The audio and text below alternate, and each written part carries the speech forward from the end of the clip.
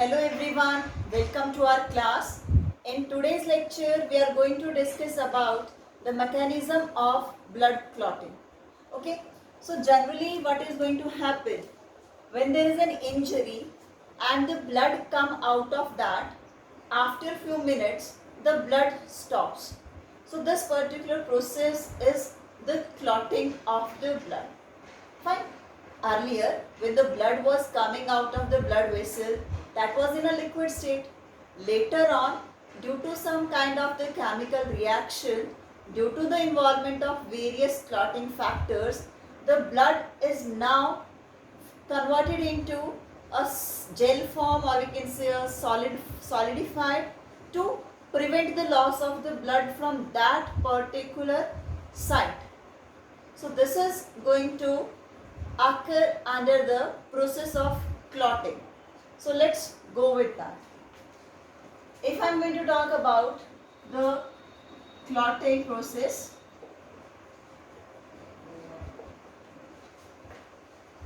clotting of blood, it simply means when the blood comes out of injured part, okay, it gets stopped. That is, clotting process is going to take place.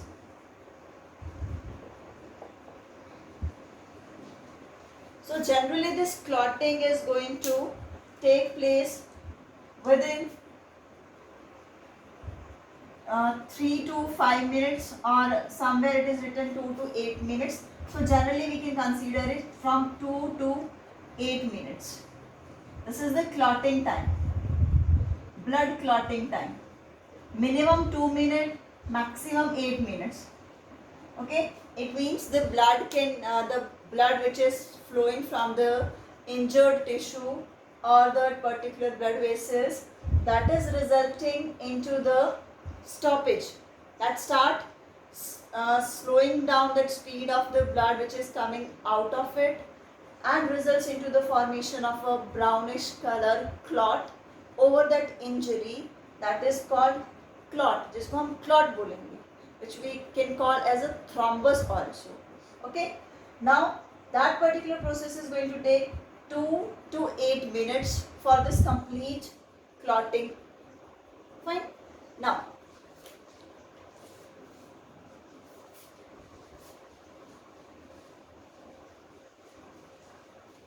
the important term which is mentioned in our book, that is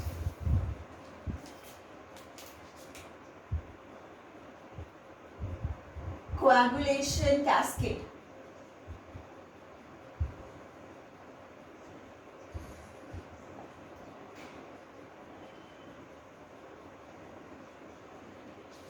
It means what? The processes, the steps which we are going to discuss for the blood clotting mechanism, that is collectively called as coagulation cascade or clotting cascade. The term cascade means a step-wise process which stimulate the next step. Okay, for example, there is step A is going to take place, and then B is going to take place. So after the formation of B will going to stimulate the C reaction, C will stimulate D will stimulate E. So in this way they are going to happen in a series, okay, simultaneous process which will take place one after the other, and the one is going to be the trigger for the another one, upcoming one. Got it? For example, this is the first step of the coagulation of the blood. This is going to take place. Whatever the product is formed, that will help in stimulating the B1. Whatever the B product we have got, that will stimulate the C, and so on. So that particular mechanism is termed as coagulation cascade. It means all the steps are interdependent on each other. They are going to be depend on the previous one. Got it? So this process of clotting mainly involve 3 steps.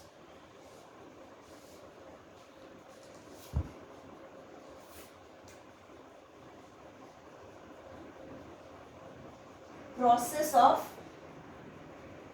blood clotting.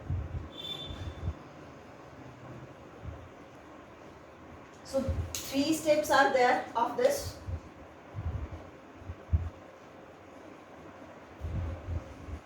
The first is formation of prothrombinase. Okay, prothrombin activator we can call it. What we can call it? We can call it prothrombin activator formation. That is also termed as prothrombin. Prothrombinase activator. Okay, that particular substance which is going to activate the prothrombin. So first of all, its formation is required. Second, formation of this prothrombinase is a complex process. This is going to happen through 2 pathways. The pathways which are involved for this process formation or this step formation, they are 2. Okay, that we'll discuss after this particular point. Second step, this is the first step. Second step, the prothrombin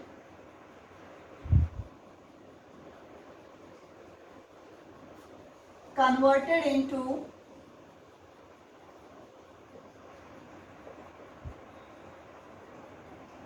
thrombin. Okay, this is the second step of the clotting. Third step, fibrinogen, which is a soluble protein that converts into insoluble protein, that is the fibrin.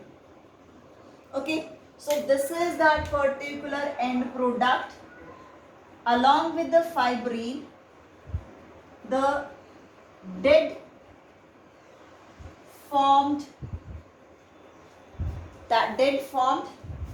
elements, that are the cells of the blood, and the fibrin, which is a thread-like protein, it will collectively form a clot.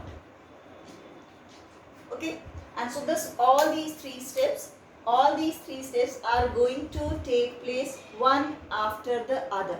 So this is also known as clotting cascade or coagulation cascade. ठीक है, ये तीनों steps होंगे sequence में, one after the other. The one is going to be the activator for the next step. That type of mechanism is termed as cascade. Fine. So let's go with the detail. What kind of clotting factors are required and all.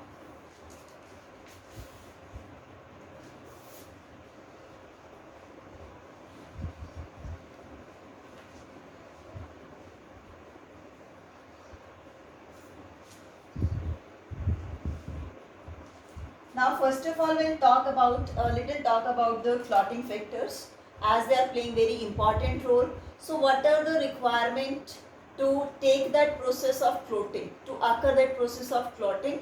What are the chemicals, what are the enzymes, ions they are required?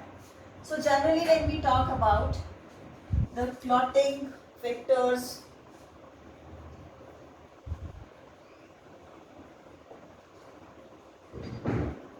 these clotting factors, they are present in the plasma of blood.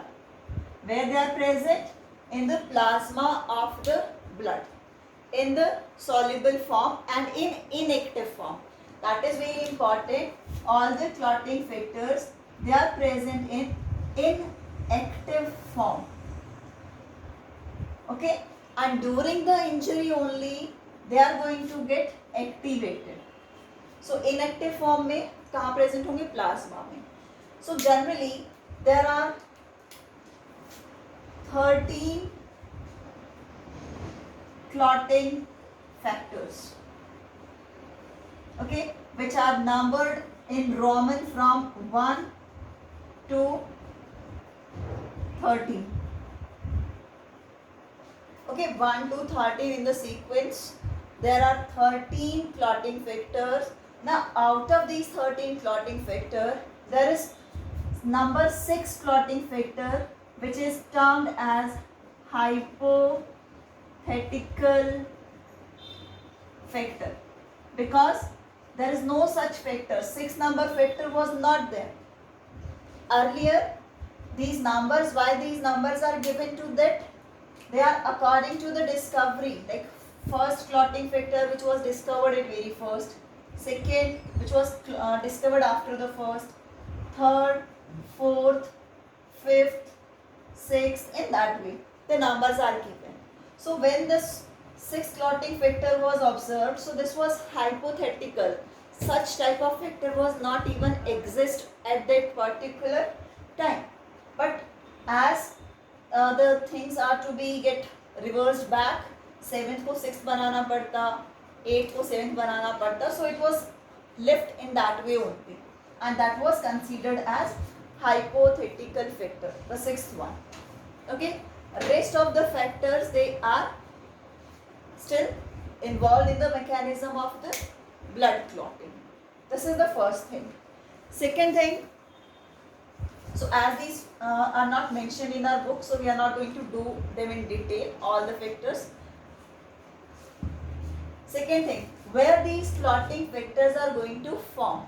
So most of these clotting factors, they are formed in liver, in the hepatocytes.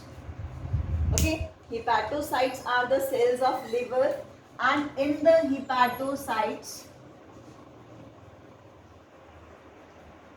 these clotting factors are formed, and after the formation they are released into the blood plasma. Got it? Okay, two type of things are over there in the blood plasma.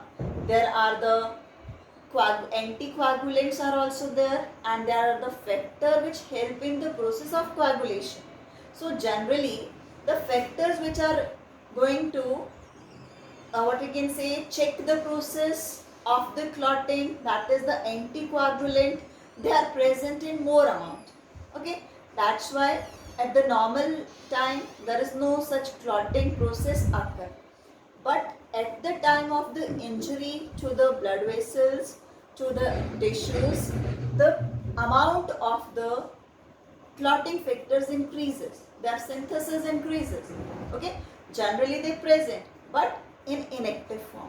So the activation starts at the time of the injury of the tissue.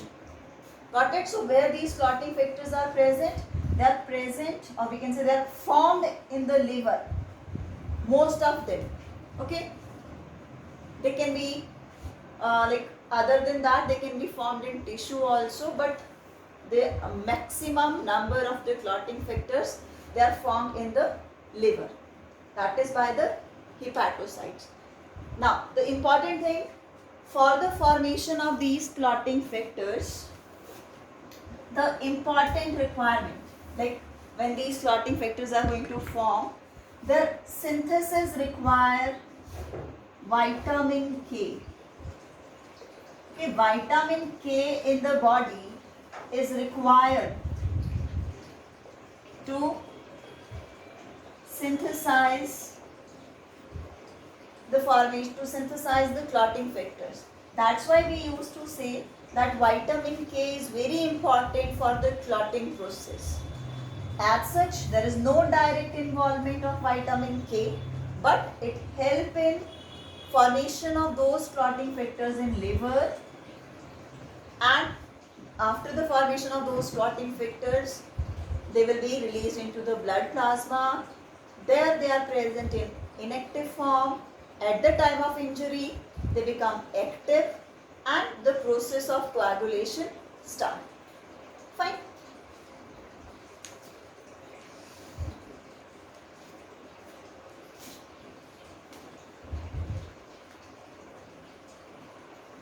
We'll talk about the main clotting factors, which like you must aware about that.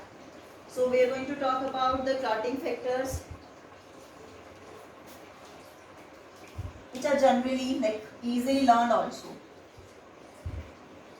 Fibrinogen, okay,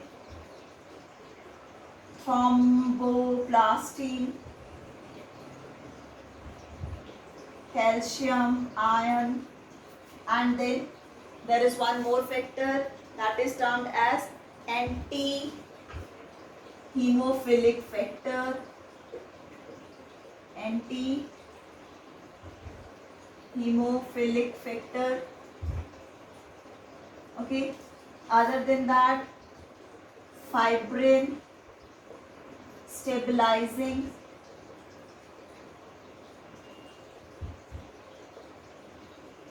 Okay. Christmas factor, Levi factor. So total there are 13. So out of those 13 there are these which we can easily learn. So fibrinogen, thromboplastin, okay, prothrombin, these are the clotting factors. Now we will understand the mechanism of the clotting in detail.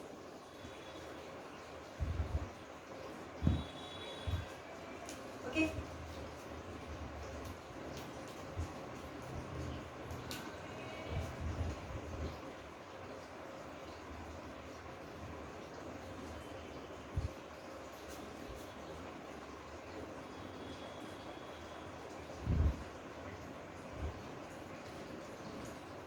It involves mainly 3 steps.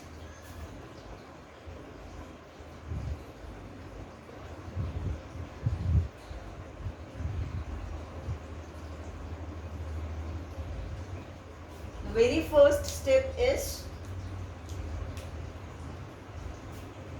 formation of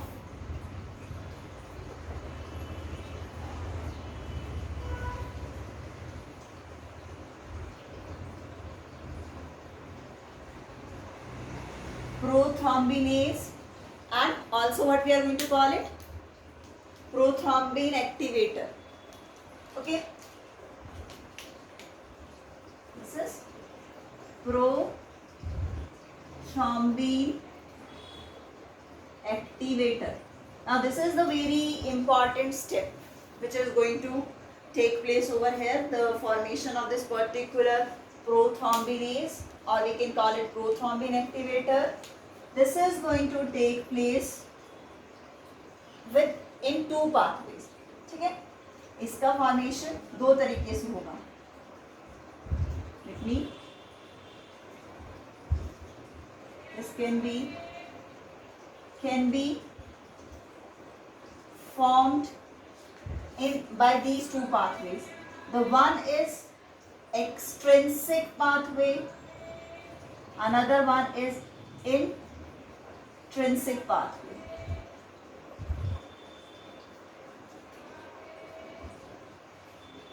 Got it? Extrinsic pathway and intrinsic pathway. So without going in that much of depth of the particular pathways, just keep this thing in mind.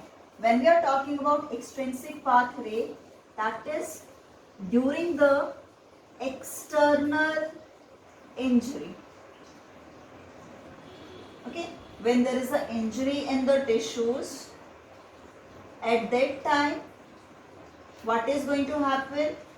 A chemical is released, that is thromboplastin. So this thromboplastin, which is released during the injury of the tissue, and that when the injury, the trauma that occur externally, ठीक है, कोई बाहरी चोट लग रही है उस case में. So at that time the factor which are involved in the formation of the prothrombinase that are going through this extrinsic pathway. Got it? And when the injury is internal injury, okay, that can be happen due to the damage in the endothelium, that can be happen due to the narrow pathway, the speed of the blood becomes slow. At that time the internal clotting take place. So that is at that particular time the clotting when they're going to take place. So this prothrombinase which is going to be get formed, that will follow the intrinsic pathway. Okay, over here the chemical which will be secreted, that is directly through the platelets, and over here that is secreted through the tissues. So two pathways are involved in the formation of the prothrombinase, or we can say prothrombin activator, which will activate the clotting factor prothrombin. So prothrombin की activation के लिए that two pathways can be taken. Out of these any one, it can be extrinsic, it can be intrinsic. So as a result, as an end result of both the pathways, will be obtaining prothrombinase. Got it? What we will be obtaining? Will be obtaining the prothrombinase.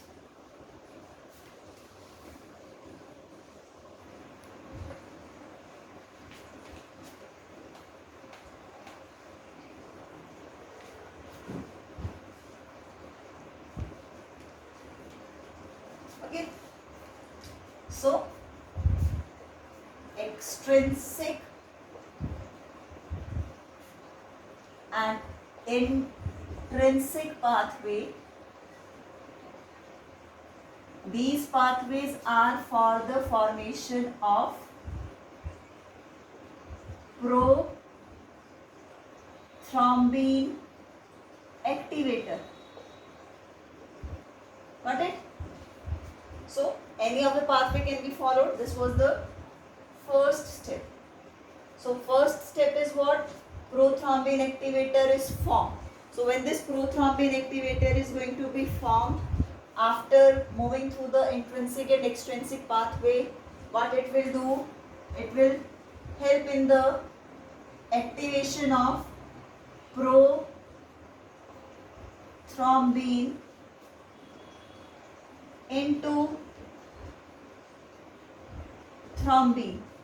And for this, what is required? This prothrombin activator along with the calcium ion. Now calcium ion is very important clotting factor. So prothrombin converted into the thrombin, and कौन उसको कर रहा है? Prothrombin activator. Now these are released through the either through the platelets or through the what was that? Tissue. ठीक है? In between what was there? THRMBO thromboplastin, and at the last it converted into thrombin activator. Got it? Now this prothrombin activator is going to act upon prothrombin. This was released by the liver into the blood plasma. Okay? It was released, already present in the blood.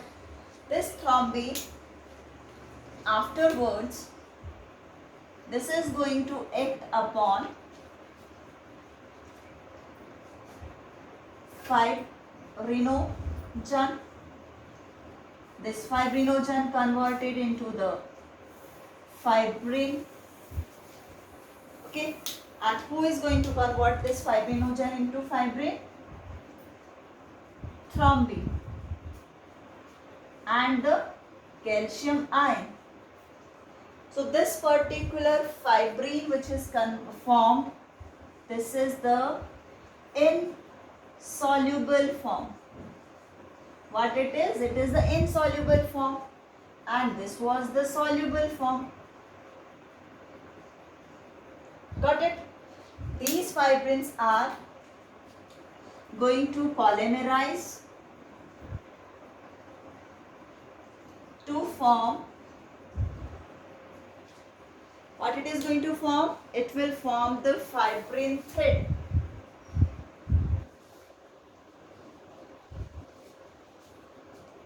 It will form fibrin thread. Okay, now this fibrin thread in this way, a network is formed, and in this fibrin thread the dead corpuscles, the dead formed elements, they are trapped. Okay, they get stuck over here. This complete structure which is formed, this is the clot. Okay, and this clot which is formed, this is formed through the coagulation cascade. Okay, ये जो पूरा mechanism हमने पढ़ा है, this is called coagulation cascade, and this is the clot which is formed over here, and this clot is formed with undergoing the 3 steps. Fine. So this is the process of clotting of the blood. The required things were the vitamin K, the calcium ion, and the various clotting factors. Fine. And the steps which are there, the very first step was activation of the prothrombin activator, formation of the prothrombin activator. When it is going to form, for its formation, the pathways can be 2. Either it can form through the extrinsic pathway or it can form through the intrinsic pathway. Got it? When it is going to form, that will act, or we can say trigger the activation of the prothrombin into the thrombin. Fine.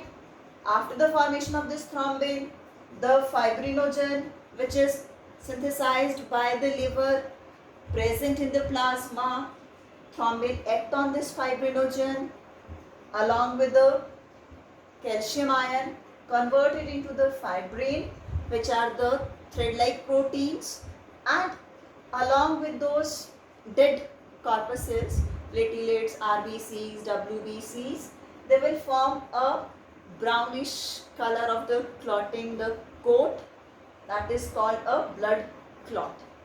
Okay, so this process is to stop the bleeding which is during an injury. The injury can be intrinsic, the injury can be extrinsic. Okay, thank you.